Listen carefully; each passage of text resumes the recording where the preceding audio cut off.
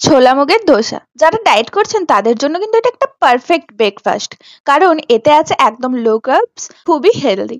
ছোলা আর মুগ ভাবে অঙ্কুরিত করে নিয়ে তার সাথে আগের দিন রাতে ভেজে রাখা চাল, কাঁচা লঙ্কা, আদা আর জল দিয়ে একটা স্মুথ পেস্ট করে নিতে হবে। তারপরে এর মধ্যে দিয়েছি আমি নুন, ব্যাস, আর কিছুই দেওয়ার দরকার নেই। তারপর একটা ফ্রাইং প্যানে অয়েল ব্রাশ করে এটা 1.5 হাতা মতো দিয়ে ভালোভাবে ডোসার আকারে মিলে দিয়ে 2 মিনিট ঢাকা দিয়ে ভালোভাবে কুক করে নিতে হবে। ততক্ষণ এর সাথে খাওয়ার জন্য একটা চাটনি বানাচ্ছি। চাটনির জন্য তেলের মধ্যে দিয়েছি শুকনো লঙ্কা আর বাদাম। বাদামটা যতক্ষণে ভাজা হচ্ছে আমি আরো একটা তোমাদেরকে বানিয়ে দেখিয়ে দিচ্ছি।